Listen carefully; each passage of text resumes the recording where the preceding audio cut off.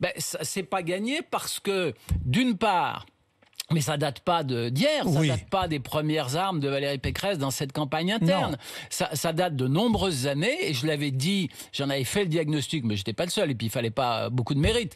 Dans mon livre Déflagration, que peut-être vous avez pas lu non plus. Non, j'ai pas lu, non. Bon, il y a deux choses qu'il va falloir absolument reconquérir dans les semaines et les mois qui viennent. Premièrement, l'électorat populaire. L'électorat populaire. Celui qui a permis au général de Gaulle, à Jacques Chirac et à Nicolas Sarkozy de l'emporter à chacune des élections présidentielles qu'ils ont gagnées.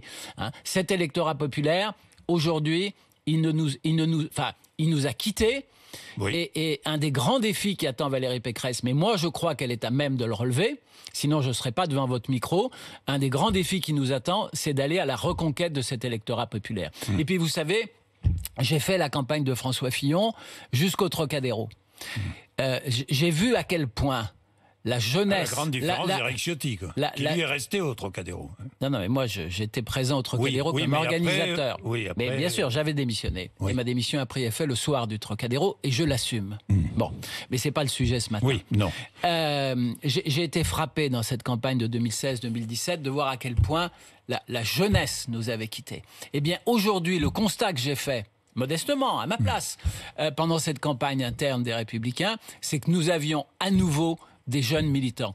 Et Valérie Pécresse n'en avait pas le monopole. Il y avait des jeunes militants autour de chacun des candidats à la primaire. Nous allons devoir transformer ce potentiel militant en s'adressant à la jeunesse de France. Et je crois que Valérie Pécresse, elle a les moyens de parler à la jeunesse de France. D'abord parce que dans son programme, elle a des choses qui sont fortes en direction de la jeunesse. Et ensuite parce que de tous les candidats, elle est celle qui parle de plus d'un sujet qui interpelle aujourd'hui en profondeur la jeunesse de notre pays, qui est l'écologie et les sujets environnementaux. Je termine sur Éric Ciotti, avec deux images. La première, nous ne sommes pas aux États-Unis. Il n'y a pas de système de tickets. Vous voyez, il n'y a pas un président et un vice-président. C'est pas le système français. De même que donc il reste à sa place. De même que c'est pas l'esprit des institutions de la Ve République que de voir le président de la République ou le candidat à la présidentielle désigner à l'avance son Premier ministre. Et de ce point de vue-là, la formule d'Éric Ciotti disant « je prendrai Laurent Wauquiez comme Premier ministre », elle était habile, mais elle n'était pas complètement conforme à l'esprit des institutions de la Ve. Et par ailleurs, je suis pas sûr que les ambitions de Laurent Wauquiez se limitent à être le Premier ministre d'Éric Ciotti. Bon, il faut que les choses soient bien claires. Et la deuxième image, parce que Éric Ciotti s'est exprimé ce matin dans un tweet. Et il a appelé à faire une campagne commune. Mais naturellement, je vais prendre un exemple. Il y avait 5 candidats à la primaire. Eh bien, c'est les 5 doigts d'une même main.